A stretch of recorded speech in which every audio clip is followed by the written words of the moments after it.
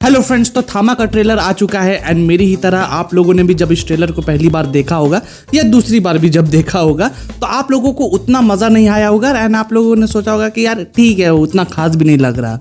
But भाई believe me, जब मैंने इस ट्रेलर को बहुत ही अच्छे से देखा, बार बार देखा इस ब्रेकडाउन को बनाने के लिए, तो ऐसे हिडन डिटेल्स मिले और जो स्टोरी लाइन मेरे को समझ में आई है उसको सुनकर आप लोगों का दिमाग खराब हो जाएगा भाई।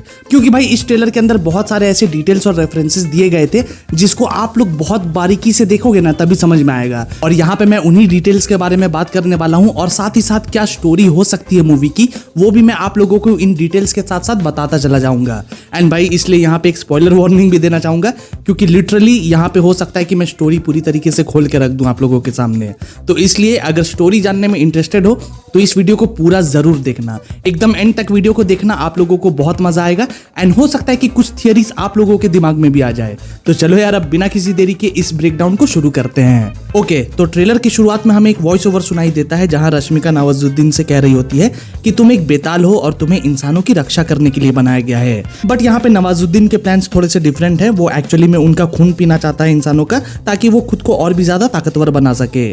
तो भाई यहाँ पे बेसिकली इन्होंने खुद को वैम्पायर ना बोलकर बेताल कहा है एंड इन बेतालों को आशीर्वाद मिला हुआ है चामुंडा देवी का। एंड वो जो आगे कहता है कि मैं बनूंगा अगला थामा, तो यार इससे समझ आता है कि थामा जो है वो एक टाइप की सरकारी कुर्सी टाइप की है, जैसे कि प्राइम मिनिस्टर या प्रेसिडेंट की होती है। एंड चामुंडा देवी ने सबसे पहले जिसे अपना आशीर्वाद दिया था, यानी कि अपने पावर्स दिए थे, वो एक्चुअली में यहाँ का सबसे पहला थामा बना होगा एंड उसने वचन लिया होगा कि मैं इंसानों की रक्षा करूंगा। बिल्कुल उसी तरह जैसे कि कोई भी नया प्राइम मिनिस्टर बनता है हर 5 साल के बाद तो वो एक ओथ लेता है। तो कुछ वैसी चीजें यहाँ पे भी फॉलो की जा रही हैं। तो भाई यहाँ पे एक दो चीजें मैंने पॉइंट आउट की हैं कि ये जो भी एंटिटी यहाँ पे है इसके अंदर से 2 और एंटिटीज निकल रही हैं, जो कि आई गेस की रक्त बीज टाइप का कॉन्सेप्ट शायद यहाँ पे यूज हो रहा है कि भाई तुम एक बेताल का खून बहाओगे तो 2 और जन्म ले लेंगे, वैसा कुछ यहाँ पे होने वाला है। एंड यहाँ जब नवाजुद्दीन की एंट्री होती है तो यहाँ पे एक लड़की कैद हुई पड़ी है, उसी तरह जिस तरह बाद में वो खुद भी कैद होने वाला है। तो अब देखो यहाँ से तो समझ नहीं आ रहा कि आखिर ये लड़की कौन है, लेकिन ट्रेलर में आगे एक शॉट है जब उसकी और आलोक की एक फाइट हो रही होती है तो हमें यहाँ पे रश्मिका इस तरह कैद नजर आती है।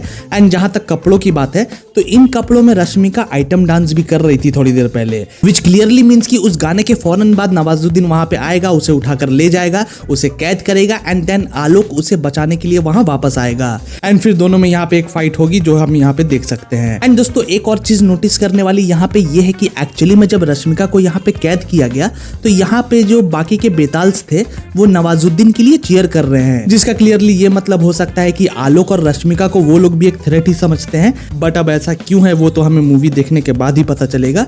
लेकिन फिर आगे हम देखते हैं कि माँ चामुंडा की मूर्ति से एक लाइट निकलती है जिससे नवाजुद्दीन को कैद किया जाता है। तो अब भाई प्रोबेबली ये पास्ट वाला सीन हो सकता है जहां इस बंदे ने उसे कैद किया एंड एंड ऑफ टाइम के लिए इस गुफा में छोड़ दिया। बट फिर बाद में जब आलोक को वहां पे कैद किया गया तो उसने गलती से उसे फ्री कर दिया। तो अब देखो ये पॉसिबल है कि एक रैंडम बेताल होगा ये जो इस नेगेटिव बेताल से इंसानों को बचाना चाहता है, या फिर वो आलोक का ही पास्ट वर्जन होगा जो बाद में मर गया एंड फिर 21st सेंचुरी में आलोक के रूप में यहाँ पे पुनर्जन्म हो गया उसका। बट अगेन फिर से एक सवाल आता है कि आखिर वो मरा कैसे, क्योंकि as a Betaal, as a vampire वो मर नहीं सकता, राइट? क्योंकि भाई एक्चुअली में अगर बेताल्स को मारा जा सकता तो नवाजुद्दीन को कैद करने की जरूरत ही क्या थी, मार के काम तमाम हो जाता उसका। तो भाई अब देखो ऐसा नहीं है कि मारा नहीं जा सकता, मारने का कोई तरीका भी होगा एंड वो चीज हमें मूवी के अंदर दिखाई भी जाएगी 100%। मैंने अपने फैन फिक्शन में भी वैम्पायर्स को कैसे मारना है उसका एक तरीका दिखाया था। अगर आपने मेरी फैन फिक्शन नहीं देखी है तो आई बटन पर जाकर उसे देख सकते हो। जितने लोगों ने भी अभी तक उस फैन फिक्शन को देखा है बहुत ही अच्छा रिस्पॉन्स मिला है सब लोगों की तरफ से। सो ट्राई इट और कमेंट्स में जरूर बताना कि आपको वो फैन फिक्शन कैसी लगी। तो खैर जैसा मैं कह रहा था कि मारने का तरीका या तो हमें मूवी में ही दिखा दिया जाएगा या फिर एक्चुअली में ये कोई और है जो शायद एक्चुअली में मूवी का विलन है। एंड जो हम नवाजुद्दीन सिद्दीकी को देख रहे हैं वो बस एज अ स्टार्टर टाइप का विलन होगा जो थोड़ा सा बेवकूफ है एंड ट्रेलर में उसकी हरकतें देखकर वो एक सीरियस विलन लग भी नहीं रहा मेरे को, क्योंकि भाई एक अनटोल्ड सा रूल होता है कि विलन्स कॉमेडी नहीं करते एंड इसलिए इस बात के हाई चांसेस है कि विलन शायद कोई और ही होगा एंड पूरी मूवी में एक्चुअली जो आलोक को परेशान कर रहा है, उसे डैमेज कर रहा है, वो वही विलन है जो अभी तक हमें रिवील नहीं किया गया। क्योंकि यार बहुत सारे एक्शन शॉट्स है जहां पे आलोक किसी से लड़ रहा होता है लेकिन कहीं पे भी ये दिखाया नहीं जाता कि आखिर वो लड़ किससे रहा है। इसके बारे में हम लोग आगे भी वीडियो में बात करेंगे, लेकिन फिलहाल ट्रेलर में आगे आलोक ताड़का के साथ रोमांस कर रहा होता है एंड भाई क्या हॉट लग रही है रश्मिका, उफ। ओके तो अब टीजर में जो भालू वाला शिट था उसका एक कंटिन्यूएशन है ये। एंड देखो एक चीज जो काफी लोग थियराइज कर रहे थे कि इस भालू के हमले के कारण ही वो हॉस्पिटल बेड में पड़ा है, तो दैट्स रॉन्ग। क्योंकि भाई जब ताड़का उसे बचा लेती है तो वो बिल्कुल मेरी तरह एक अनजान औरत पे लाइन मार रहा है एंड बिल्कुल सच्चा वाला प्यार करने का दावा भी कर रहा है। But we all know what he wants. खैर इसके बाद शायद ताड़का उसे बाकी बेतालों के पास लेकर जाएगी, फिर उसे कैद कर लिया जाएगा। वो गलती से खुद को फ्री करवाने के चक्कर में नवाजुद्दीन को भी फ्री कर देगा, जिससे कि बाकी सारे बेताल जो है वो नाराज हो जाएंगे। फिर वो बाद में आलोक के पीछे पड़ जाएंगे एंड आलोक की जान बचाने के चक्कर में रश्मिका जो है वो उसे दिल्ली ले आएगी। तो इस तरह की कहानी आगे चलनी चाहिए मेरे ख्याल से। लेकिन अब दिल्ली आने के बाद उसके पावर्स एक्टिवेट होने लग रहे हैं, जैसे कि वहीं धूप से जलन होना, दांत बाहर निकल आना। बट ये मिरर वाला सीन मुझे थोड़ा सा अनयूजुअल लग रहा है, क्योंकि भाई यहाँ पे थोड़ा सा ध्यान से देखो, यहाँ पे मिरर इमेज कुछ और ही कर रहा है जो कि आलोक नहीं कर रहा था।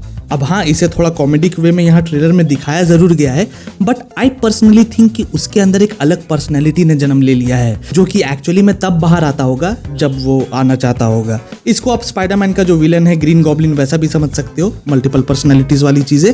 एंड यार शायद इसके कारण ही आलोक भी एक खतरा है शहर के लिए, एंड इसलिए ही भेड़िया उससे फाइट भी कर रहा है यहाँ पे। अब देखो भेड़िया की बात निकली है तो भेड़िया को लेकर भी काफी ज्यादा कंफ्यूजन्स हैं, क्योंकि यार जरा सोचो, अभी जस्ट उसने स्त्री 2 के अंदर इस रूप में फाइट की है एंड तुरंत यहाँ वो एक ओजी वेयरवुल्फ बन गया। तो आई एम क्वाइट क्यूरियस कि ऐसा कैसे हुआ, या फिर एक पॉसिबिलिटी ये भी बन सकती है कि जिसे हम भेड़िया समझ रहे हैं वो शायद भेड़िया ना हो और कोई और ही हो, मे बी वही मेन विलेन जिसे ट्रेलर के अंदर छुपाया जा रहा है। क्योंकि अगर आप लोगों को भेड़िया मूवी याद हो तो कृति सेनन तो न जाने कितने सालों से भेड़िया थी यार, तो वो तो वेयरवुल्फ नहीं बनी कभी, तो फिर ये जुम्मे 7 दिन वाला पुराना भेड़िया वेयरवुल्फ कैसे बन गया। खैर आगे हम देखते हैं कि क्योंकि अब आलोक एक वैम्पायर बन चुका है तो दिन में वहीं बाहर जाने के लिए काला कोट, काला चश्मा एंड ऑल पहनकर ही वो बाहर जाता है। बाहर जाकर अपने पावर्स को एक्सप्लोर भी कर रहा है एंड क्योंकि आसमान में बादल हैं, धूप नहीं निकली हुई है, तो वो अपनी पावर्स का दिन में भी यूज कर पा रहा है। बट दोस्तों इस पूरे ट्रेलर का मेन शॉट है ये वाला सीन जहां पे वो किसी से फाइट करने के लिए आया है, जो कि प्रोबेबली मेन विलेन हो सकता है एंड उससे वो बिल्कुल भी नहीं लड़ पा रहा।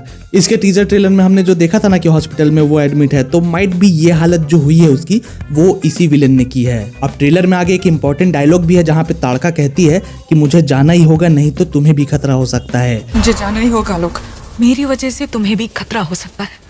विच मीन्स कि एक्चुअली में ये जो विलेन है वो आलोक के लिए यहाँ पे नहीं आया होगा, उसे यहाँ पे शायद ताड़का चाहिए या फिर उसके पावर्स चाहिए होंगे, बिकॉज ताड़का के पावर्स भी बहुत ज्यादा मिस्टीरियस रखे गए हैं एंड पूरे ट्रेलर के अंदर हमने कहीं भी उसे अपने पावर्स को यूज करते हुए नहीं देखा। अब हालांकि ये तो हमें समझ आ रहा है कि उसके पास भी कुछ पावर्स है, वो भी कुछ पावर्स होल्ड करती है, बट एक्चुअली में ताड़का कौन है और उसके पावर्स क्या है वो कहीं पे भी शोकेस नहीं किया गया। एंड दोस्तों मुझे ऐसा भी लगता है कि नवाजुद्दीन सिद्दीकी जो है वो भी इस मेन विलेन का ऐसे दाएं बाएं हाथ होगा कोई, मतलब कि वो मेन विलेन के लिए काम कर रहा होगा, क्योंकि उसने कुछ डील वगैरह की होगी उसके साथ कि एक काम करो तुम मुझे ताड़का ला कर दे दो एंड मैं तुम्हें अगला थामा बना दूंगा। तो इस तरीके की कोई डील हो सकता है कि उनके बीच में हुई होगी एंड दैट्स व्हाई वो उसकी मदद कर रहा है। तो Nawazuddin is not a main villain, he is a side villain, जो कि मैंने अभी थोड़ी देर पहले भी आप लोगों को बताया था। और इसलिए मीनवाइल जब आलोक बिजी होगा मेन विलेन से लड़ने में तो साइड से नवाजुद्दीन का कैरेक्टर जाएगा और ताड़का को पकड़कर ले आएगा। और क्योंकि अब ताड़का पकड़ी जा चुकी है, उसे कैद कर लिया गया है, तो आलोक उसे बचाने के लिए विजयनगर आ जाएगा, जहां पे ये सारा सीन होगा जो मैंने शुरुआत में आप लोगों को बताया कि ताड़का यहाँ पे कैद है और आलोक उसे बचाने के लिए यहाँ पे नवाजुद्दीन से फाइट कर रहा है। तो that's how it goes probably. तो दोस्तों अब आगे इस सीन में जहां आलोक और नवाजुद्दीन की फाइट हो रही होती है, तो यहाँ पे 2 सीन्स को मर्ज करके जल्दी जल्दी में पार कर दिया गया है। जैसे कि देखो यहाँ से जब नवाजुद्दीन उस पर अटैक करता है और वो घूमकर काउंटर अटैक करता है उस पर, तो यहाँ पे किसी ने उसे पीछे से पकड़ रखा है एंड ये कोई और ही है। अब ये कौन है उस पर ज्यादा ना सोचते हुए बस यही कहा जा सकता है कि बाकी के जो बेताल थे जो शुरुआत में बहुत ज्यादा खुश हो रहे थे ताड़का के ऐसे पकड़े जाने पे, तो उन्हीं बेताल्स में से कोई एक बेताल ये होगा, क्योंकि यहाँ पे आलोक सारे बेताल से लड़ने वाला है। क्योंकि भाई हमने देखा कि वो लोग खुश हो रहे थे ताड़का के ऐसे पकड़े जाने पे, तो वो सभी लोग मिलकर आलोक पे अटैक करेंगे ही और आलोक अकेला उनसे फाइट करेगा ही। But actually the main point is कि यहाँ पे आलोक मरने की हालत में आ जाएगा, क्योंकि वो इतने सारे लोगों से नहीं लड़ पाएगा एंड दैट्स व्हाई रश्मिका शायद यहाँ पे रो भी रही है। एंड जैसा कि हर बॉलीवुड मूवी के अंदर होता है, जब इतनी बुरी सिचुएशन आ जाती है तो कोई तीसरा आता है बचाने के लिए, तो वो जो तीसरा आएगा उन्हें बचाने के लिए वो शायद भेड़िया हो सकता है, जो कि इस वेयरवुल्फ से लड़ेगा। Because I am still confident कि ये जो वेयरवुल्फ है वो एक्चुअली में भास्कर नहीं है, ये कोई और ही है। एंड लास्ट में इस वेयरवुल्फ से लड़ने के लिए भेड़िया आ सकता है एंड फिर आगे जाकर आलोक और भेड़िया एक साथ मिलकर इस वेयरवुल्फ और बाकी लोगों से लड़ सकते हैं।